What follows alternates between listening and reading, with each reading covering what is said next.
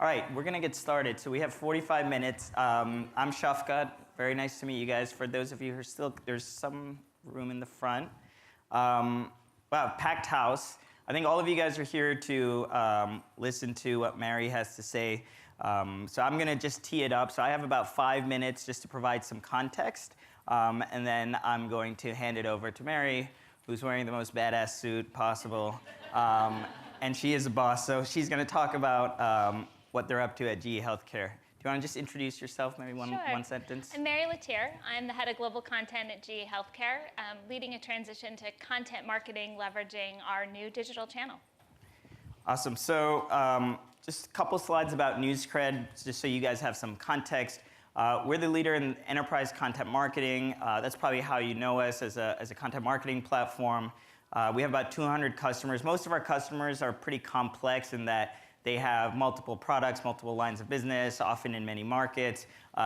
Mary's going to talk about like the level of complexity that she has to deal with, which is, I think, probably unprecedented and more than any of us can even fathom. So if we think we have hard jobs, wait till you hear about what Mary's about to share.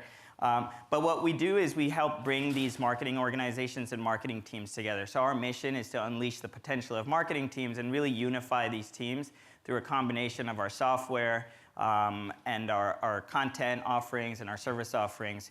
Why customers use us? So that first point, we'll talk a lot about how do we improve operational efficiency within marketing organizations, also improve governance, how to improve the usage and reuse of content, reduce waste, and drive up brand equity. And so our goal with our software and our technology, as I mentioned, is to unify these teams.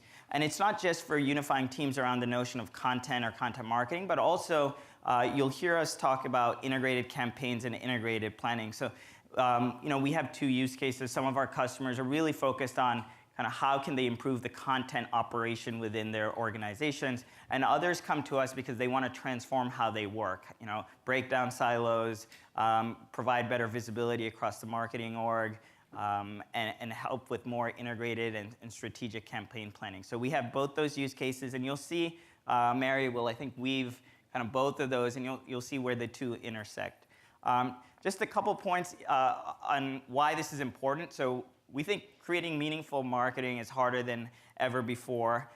There's a study that said 50% of the marketing that gets created only gets 4 shares or more, which is kind of scary because most of your marketing teams have more than 4 people, so that means your marketing isn't good enough even for your own team. So I think we can do a lot better jobs. As I always say, there's like nervous laughter when I show this slide because you all know what I'm talking about. But I think we can all do better, and I think it's important to do better. Obviously, there's challenges in that customer expectations are higher than ever before. People want personalized information. They expect immediacy. They expect convenience. They expect something different from brands. They expect brands now to have purpose and vision and passion around what the products and the problems they solve. So it's hard.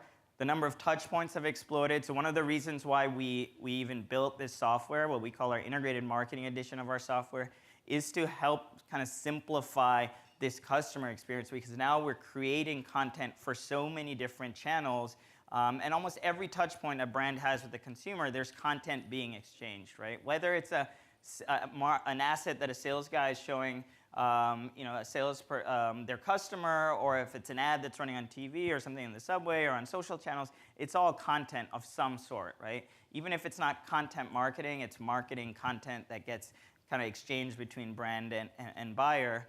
And what we found is content is a really good way to unify that experience, that customer experience, and help your customers or prospects take that journey from discovering your brand to really thinking about and considering and preferring your brand, but also using content post-sale, I think, for retention is a huge opportunity that we find. So really using content as a way to align the customer and provide a cohesive content and a customer experience is really what, as marketers, we're striving to do.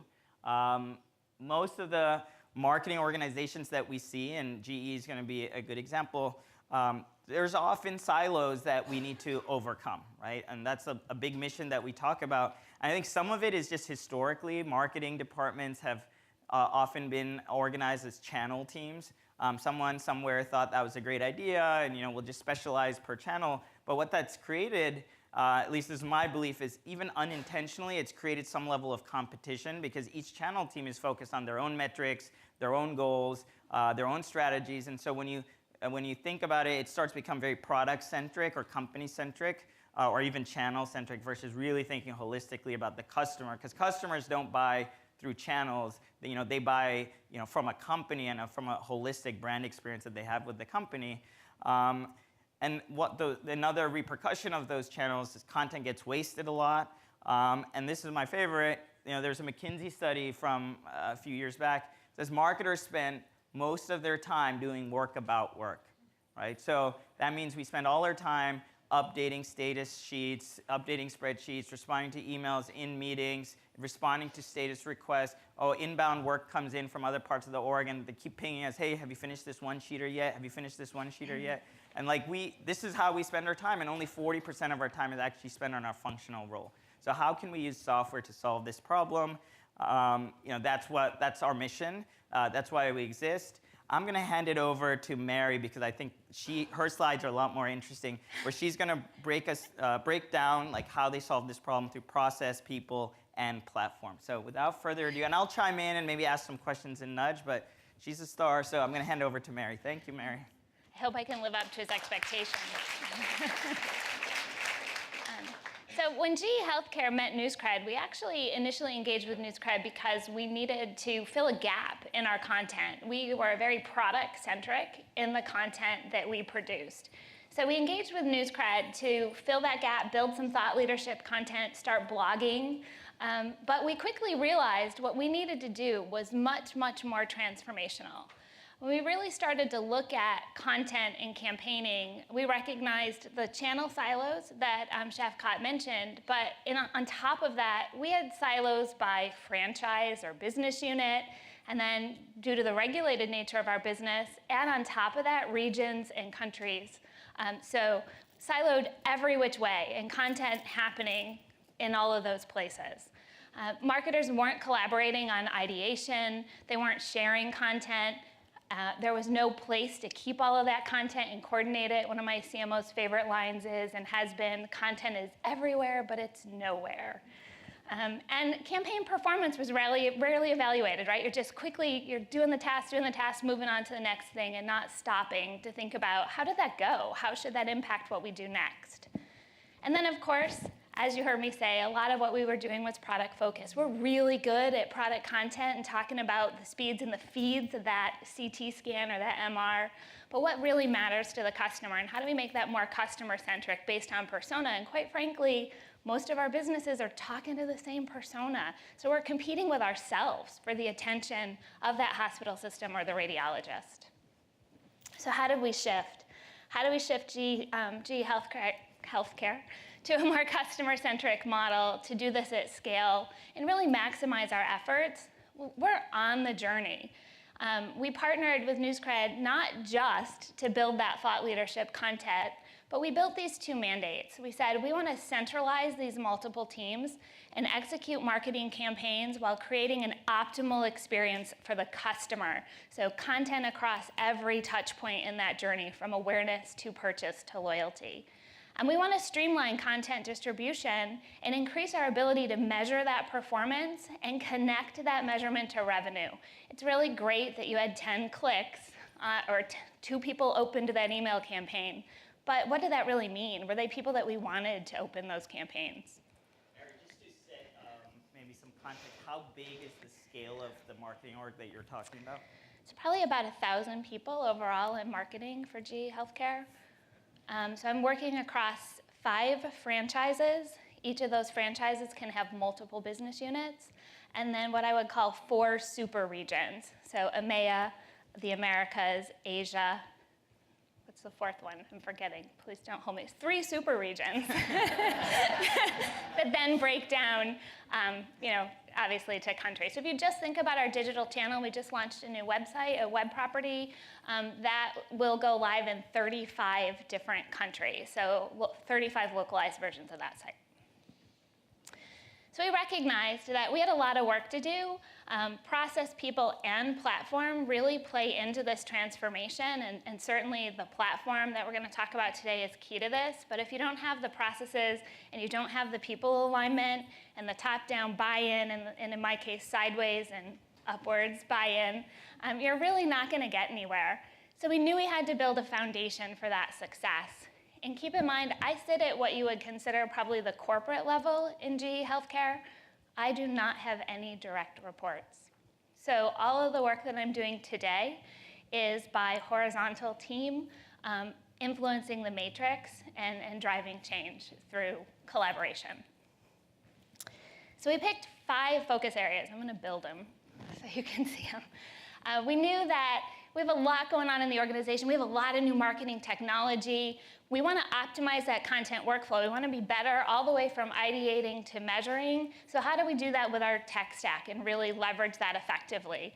We wanted to centralize analytics. It's really hard to get analytics in our organization. How do I give Marcom in particular, the people working on these campaigns every day, easy access to evaluate their content performance? And developing a strategy. What's that strategy so that we do have consistency from market to market? We're centralizing around a taxonomy and a common planning model so that these tools work together and it's easier for all these people to work together. And then, of course, migrate out of the spreadsheets and the emails and the PowerPoints and the smart sheets. It's probably the most advanced tool we had in place before we moved to the CMP. And make sure that it's easy to share, easy to localize, and we get that utilization and reuse, right? Because that's really important. We're wasting a lot of time. We're not just wasting marketing dollars, but we're wasting people resource because people are redoing, recreating, starting from scratch. Okay, breathe. So how do we go about it? We really focused in and decided that there were 3 core pilots that we could execute to get to those 2 objectives and really start driving change in the organization. Developing that global content strategy, documenting it, documenting the way we could measure, building a governance model, which I'll talk a little bit about as we go through, and making sure that we can share. The global to local sharing is just so critical and so important. And we've been, across all of this change, throwing all kinds of new marketing technology at our organization, whether it's a new CMS for this website I talked about, a new digital asset management tool, using Marketo. How do we make these things talk to one another so that marketers aren't in all of these places, or I don't have to upload that new brochure to the website and to Salesforce and somewhere else? How can I put that in one place and optimize it? So making sure that we were partnering and working with someone who could help us look at how to integrate that has been really important to us. I think we spent, if I remember correctly, a large part of the initial few months just helping map out the tech stack and helping figure out like how can you use a content marketing platform to integrate all of these different parts of the stack, from digital asset management system, a web CMS system, a CRM, and marketing automation. Plus, in their industry, they also have legal, medical and legal reviews, so there's another system for that. So I think using a content marketing platform to try and unify your marketing tech stack is actually a big opportunity, and maybe it's something, whether it's us or some other vendor, just getting that CMP vendor to help you kind of rationalize the stack is an opportunity. Yeah. We really stepped back and looked at a high level, what is that content workflow? And what tools are we working with, or where could we optimize this process because of the tools that we've invested in? And NewsCred was a vital part of that conversation for us. It's also about the people. So I mentioned that, I don't have a team. I'm getting one. That's exciting news. So not only did I have to sell this vision of the value of content marketing, moving to a customer-centric model, developing your content differently, I had to sell it to my CMO, and then every franchise CMO, and then every region CMO, and get them on board. And at the same time, make sure their people were on board and that they were going to enable their folks, their teams, to support this effort. So it was lots of collaboration and establishing cross-functional groups to get the work done. Unfortunately, I can't do it all by myself. It would be easier. No. So it's about really aligning. So we did that. I looked to my peers in GE Healthcare. We've actually really tied directly into our marketing communications function and really relied on them to help us drive this change and drive the strategy. So we built that content strategy and started the governance model by bringing those folks together, not only from a MarCom perspective, but also bringing in our digital marketing teams, bringing in our comms, our corporate communications team that sits outside of marketing, and determining, what is the guidance? What's the brand voice? What are the editorial guidelines for content? How does that tie to our brand strategy? How are we going to work together to best leverage this new digital channel, as well as any other owned channel that we have today, and make sure that it's integrated? Because 6 months ago, you could look at our website and it would be completely different than maybe that email blast you got and had nothing to do with what we were talking about on social. So how do we integrate all of that together and integrate that campaigning? So we created this first Tiger team or editorial board to really develop that integrated approach to planning, to set the governance and the standards, help us document the taxonomy that we were then going to use across our other tools. So the way we tag content in our CMP is tied to the way we tag content in our digital asset management tool. It's tied to then the website and how our customers are searching for content on our digital properties. So really, really critical to have this team together and to get them to agree, because while it's all GE Healthcare's customer, and it tends to be all healthcare systems, they often think of it as my customer, my priority. So getting that common language and common objectives was tough, but we got there. So also really good. I think that common... Oh, I'm sorry, I'll go back. I see some picture That common takers. taxonomy gets used almost everywhere. So when you're creating campaigns, when you're creating briefs, when you're creating content, individual assets, and then trying to measure, even the tags and the labels can be used to filter the calendar, filter the planner. So it's so critical to create that up front. And I think that was a huge undertaking just to get all of GE together to agree on that common vernacular. It took a long time. Even to get folks to understand they needed to get in a room to do that, and the value of stopping to do that, and where that would help us in the longer term. So now we leverage that same team. So it's a fairly high-level team of folks that are leading communications and marketing communication strategies to then also work on any cross-business campaigns, really drive the high-level, brand-level editorial for the organization. And of course, they are creating content together when it makes sense, right? When we have campaigns and objectives because we have a shared customer, shared persona, and we're ideating, we're creating, and we're pushing that back through.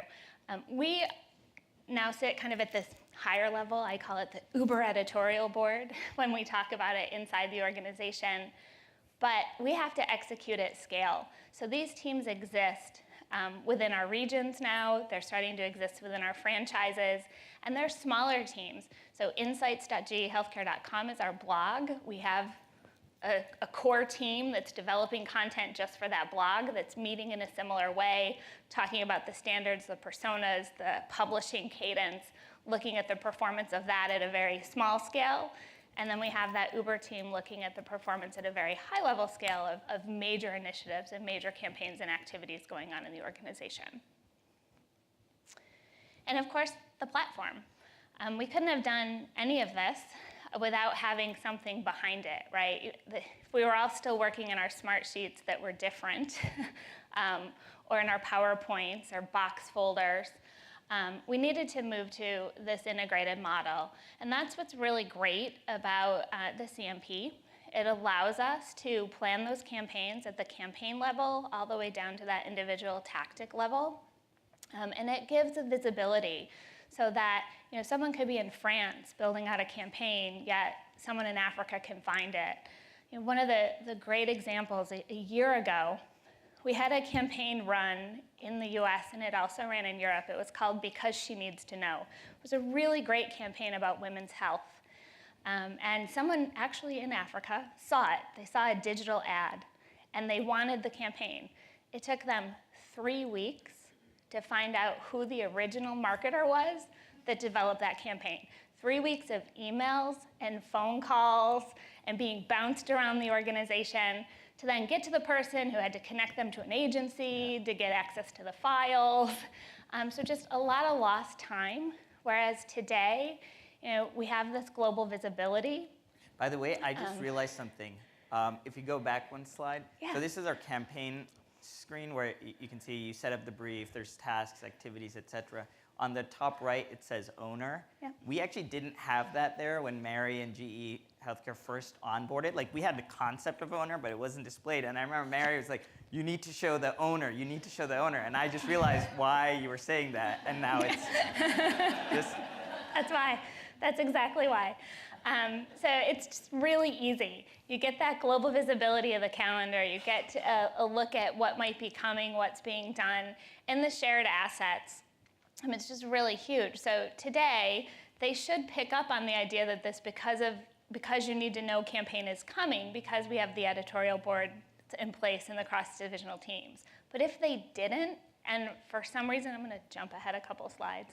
If for some reason they didn't, but they saw a digital ad or they saw a graphic at a trade show, they could come into this global library in the CMP and simply search that headline, because you need to know. And every asset available for that campaign is going to come up. You're going to be able to open that asset, understand who originated it, and move it forward. And we're seeing some really good reuse even with our blog. Our blog was the first thing that we put into the asset manager in the global library. We launched that in the US and the UK first, and now we're launching that across other markets. They're able to go in, they're able to select the articles they want, localize and translate them, and we now also have a really great integration with Sitecore about to launch at the end of the month. So we'll be publishing directly to all language versions of our website from the CMP. So we've taken away the need for that IT interface. So you write your content for that blog, you get it approved, you hit the publish button, and it's going to publish directly to our website without, 6 months ago, that would have had to be then stopped in the CMP, handed to somebody on the Sitecore team to publish. So it's a lot of efficiency, both for those teams, immediate access for our Marcom organization and our comms organization to publish. So just real great stuff for us as an organization. Mary, on the campaigns, how were you doing it before? Was it assembling it and then emailing folks when the campaign was ready? Is that previous? Yeah. Okay. So one of our global teams, so let's talk about an MPI. A global team would develop a number of assets for an MPI. Maybe there's a brochure, maybe there are some digital assets. When those assets were done, they would pull a distribution list, hope they have the right people, send an email, link to a box folder, and never know what happened next. And so that whole entire process gets replaced by create the campaign, create the brief, the assets live there, and then you can just share that campaign with the local market or local team or local agency or partner. And then you can track how it gets used in the software. Yeah. I think the tracking is probably one of the most exciting things for us. Getting to metrics has been very difficult for us as an organization. Even if you just look for metrics on that blog I talked about, you have to have access to Google Analytics, you have to know the right person to call on our digital technology team. They are generally in India, so you got a time zone problem. You wait 3 days, and someone just wanted to know if anyone read their article. Today, you can go right into the CMP. You can look at views. We can see engagement rate, dwell time on a page, where that traffic came from, and it's all at our fingertips. And we can compare pieces of content to other pieces of content. I think even more exciting for us, we've connected Salesforce and Marketo to our Salesforce or to our instance. So we're now starting to see, are we reaching people that matter? Yes, we had 3,000 views, but did it generate any leads? Was it to any known contacts? So that's been a really, really big benefit, and I hope to continue to see that evolve.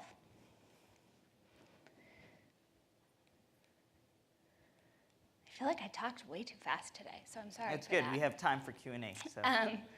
What's working? This is a big journey. I started in this role in healthcare less than a year ago. And we are probably I would say halfway along the journey. I have 6 franchises, 4 regions to onboard. I've got my largest region in the CMP, 2 of my franchises. I'm bringing our communications team in, and as I mentioned, we're already publishing to our website directly from the platform. So a significant amount of change. What users are engaged, the people, once you get one team in, other teams get excited and they want to come in faster, so that's really great.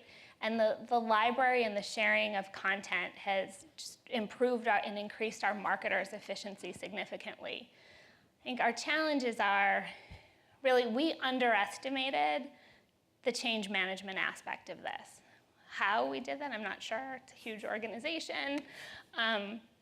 But it was much bigger, and I think as we dove into these Marcom teams where we knew a lot of the work was being done, we assumed there'd be similarities in the way they worked. Well, not necessarily. So we ran into stumbling blocks we didn't expect. So communication is just so key, and requiring that you have the buy-in not just from the marketing function, but also we've had to have really strong IT support because we wanted to do that additional integration. So for us, having a strong IT partner has really been critical, and we didn't have that at first. We're there now, and we're making much better progress. And just starting early. The earlier you can start communicating and talking about this, if it's a journey you're going to take, the better. His people will grab onto the vision and start coming along with you. So that's what I would say. Make sure you have the conversations. For me, the executive sponsorship was key.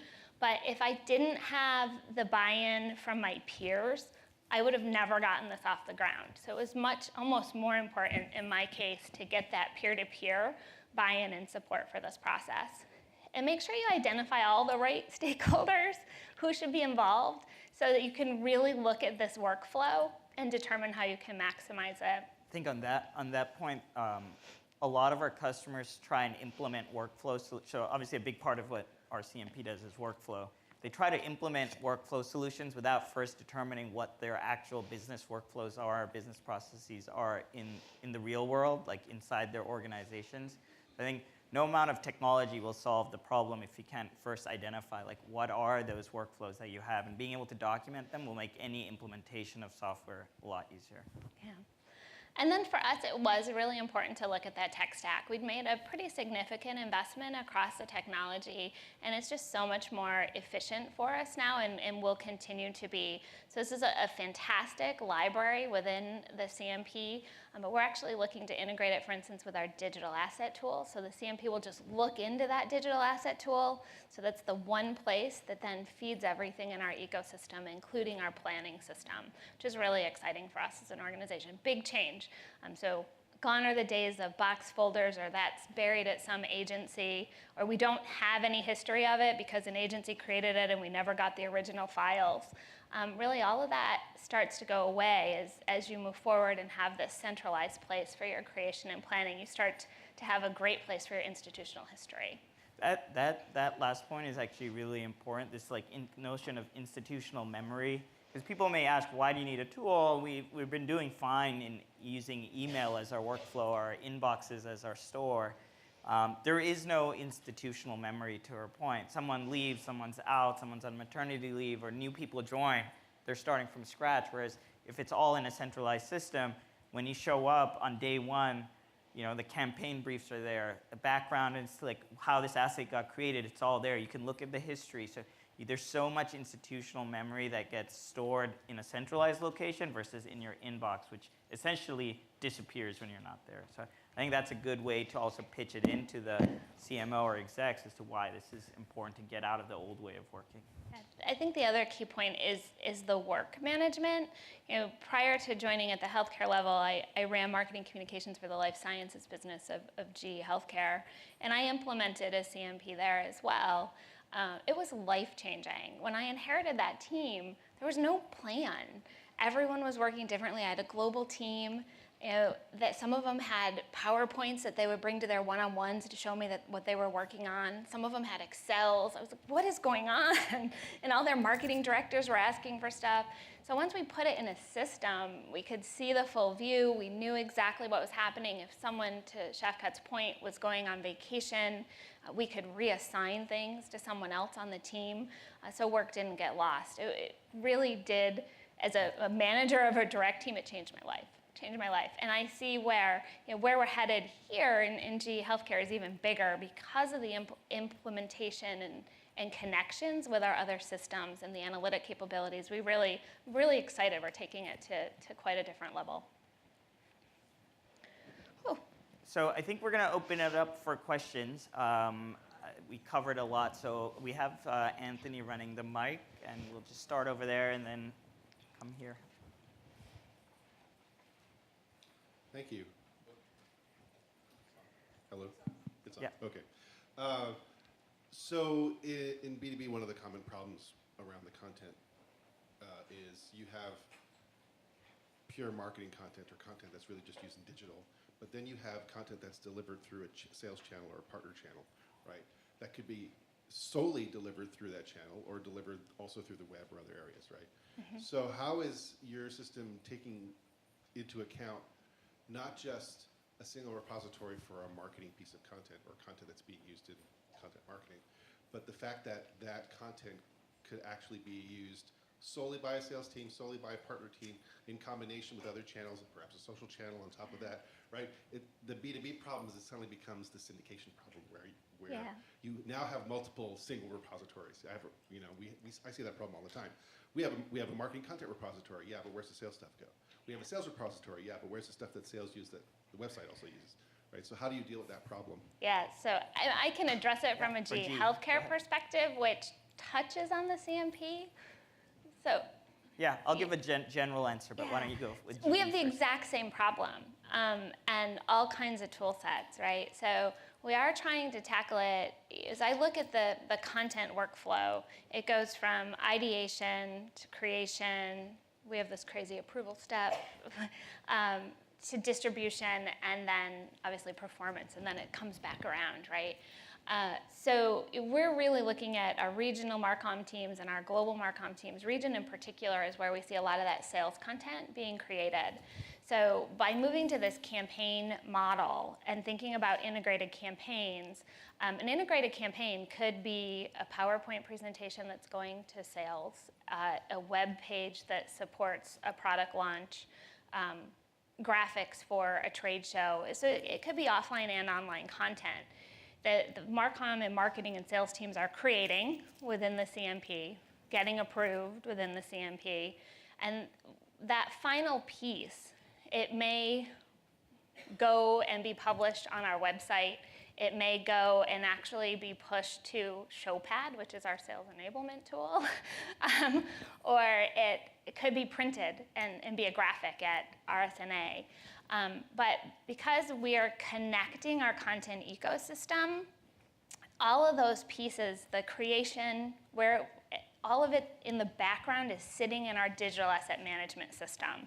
So the CMP is pulling from our digital asset management system, ShowPad's pulling from our digital asset management system. So we're not putting, we have a single source of truth that then is feeding all of those distribution channels.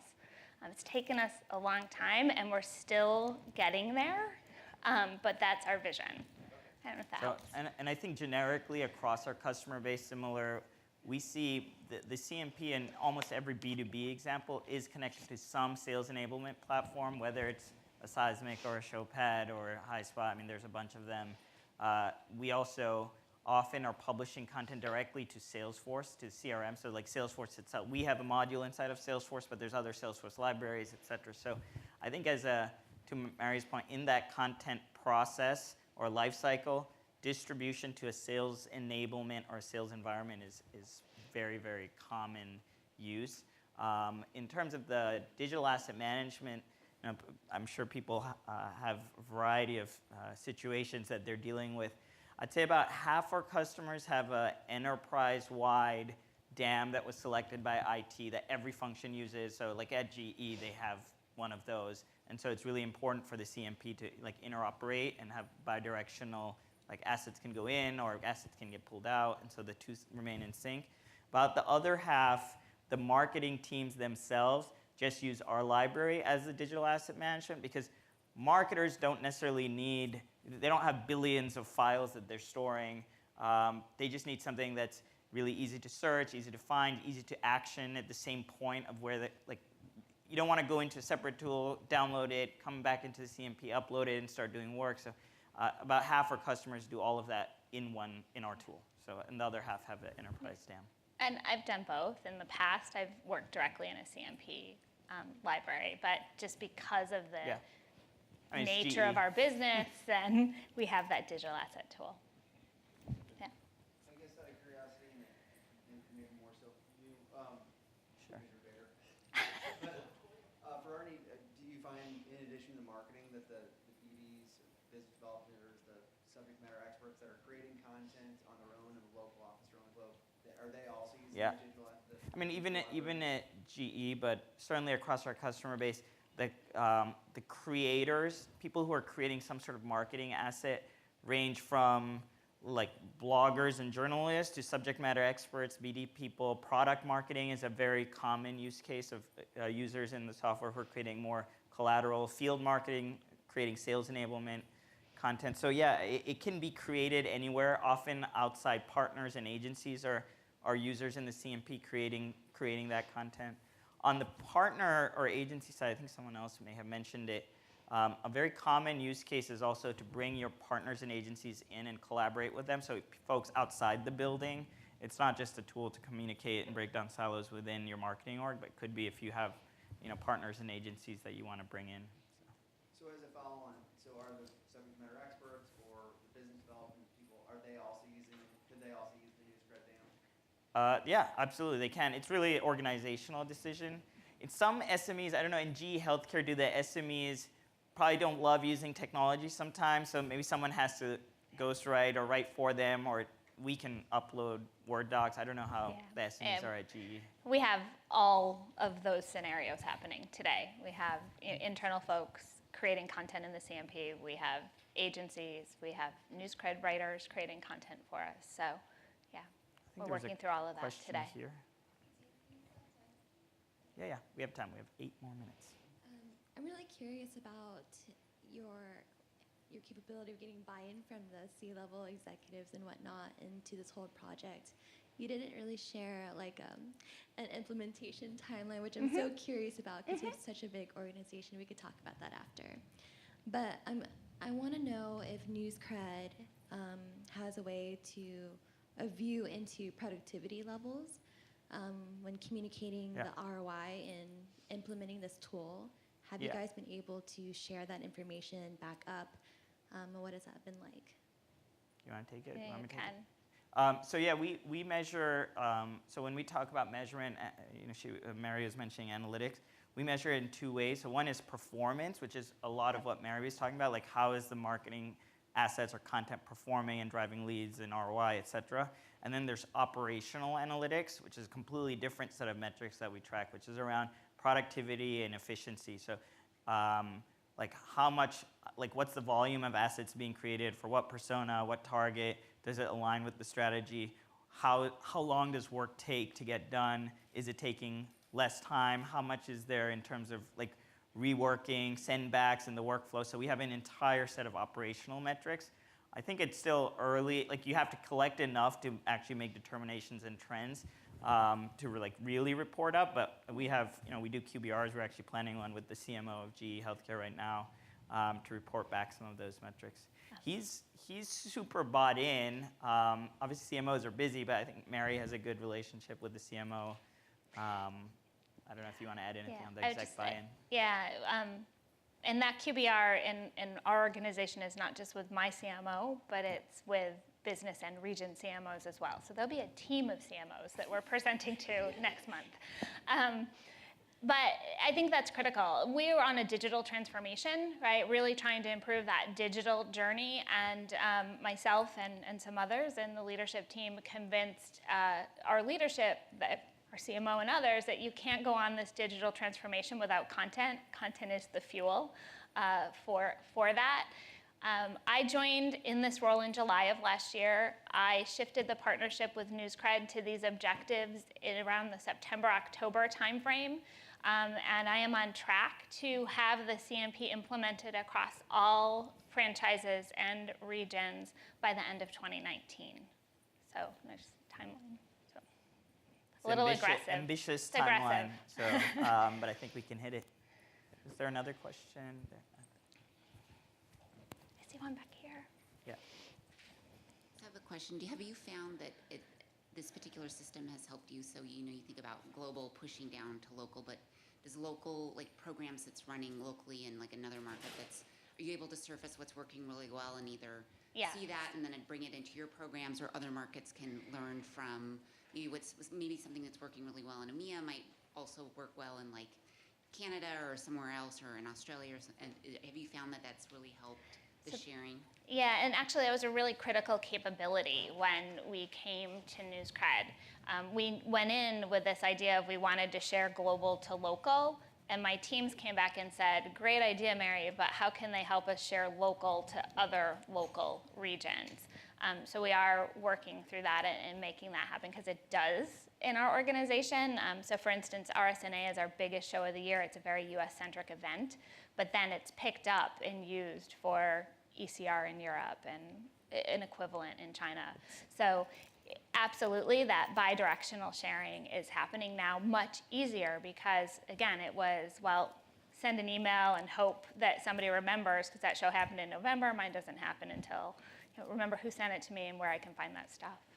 It's probably it's one of the most common use cases across our customer base. Most of our customers operate in many markets and regions. And so we think about it in almost three ways. So one is you can share campaigns from global to local or amongst local. You can share assets as well. If they're not part of strategic campaigns, you can just go into the library and find what local markets are creating. But as part of that, one of the other big benefits is the global team can get visibility into both the calendars but also analytics to see what's performing well at a local level, and just being able to take one of those assets, reuse it, or translate it, or run it through a global workflow, or vice versa. A local team can see what worked really well in a different market or in global. I'm just going to take that asset and run it through a localization workflow and publish it. So it's pretty common use cases for us. So based on that, then for bidirectional usage and flows, so user profiles, how many basic user profiles and what's the licensing structure in conjunction with the user profiles? Because we find limitations across who can access what and who's able to share, and then getting your vendors involved as well, because you want to share the access so they can access it, but they're actually in the system working. You might push or pull, right? What does that look like? Well, Mary actually gives us really good feedback on this. So this is a recent conversation we've had, and we've changed our pricing structure based on actually a lot of this feedback. So our goal is to get as many people into the system as possible. And so we have notions of full users, but also light users. So a light user could be someone who's just wants access to the library, or just wants to make requests, if there's requesters who are outside of marketing who make requests into marketing. So there's a couple different variations of light users. Often for the light users, it's unlimited usage. You can have as many as you want. We have a customer in Europe, Shell. They have 8,000 people making requests, and they don't pay for those users. So only the core marketing users who are creating campaigns or creating tasks are users that actually you pay license fees for. I'm not in sales. I don't know the full pricing structure. I don't want to mess up their approach, but I think generally that's how we see it. But I personally think, just for SaaS software in general, seat-based pricing should never be a penalty to the customer for being successful, right? The more successful you are, the more seats you should want, more users you should want. So our philosophy is just how do we help you get as many in, including agencies and partners as well. Just one sidetrack on that also, from a sharing in the bidirectional, is it link-based as well? So if you share a link, they can go and access it, or what's that process look like? You're saying links for the files? That process, if I wanted to share with an agency or share cross-regionally, what does Oh, okay. Or what's the handoff? Yeah, so it's all so we have a whole workflow Yep. system. So depends if your users or partners or agencies are in the workflow, they get a notification. That notification could be delivered through email or in-app. Usually has a link that takes them back to the task. They also get notified. So if you don't want to use email, I think you guys are using the workflow system Yes. very robustly. So Yeah. like people are getting notified all the time. It also reminds you if you need to do work or if you have something overdue or something's coming up. So it's links to tasks that are in the workflow in our software. Yeah. Any other? We have time for one last one. Thank you. You talked a little bit about campaign performance. What I want to understand is, do you also get content performance, like at the asset level, as to what the local markets are including in your program, and then how that particular content performed? Yeah, so the analytics will break down to the task level. Okay. So any individual, like you publish a blog post, you want to know how that individual asset performed, you get that. You can also, go as far as, if I'm looking at my blogs, I can go as far as filter by the writer and see which writer's content is performing better. Also, Mary kind of underplayed it, that taxonomy exercise they went through to get like a standard set of labels and tags allows them to also say like, how is content about this product or this business unit, or when I have this persona, how does content perform versus another persona? So you can slice and dice the analytics by any unlimited dimensions, but it's really up to you, the customer, and we'll help you. It's based on your taxonomy that you can slice and dice the analytics. Awesome. Well, thank you guys. I think we're out of time, but this was great. Mary, thank you so much. This was Thank you. awesome. Thank you.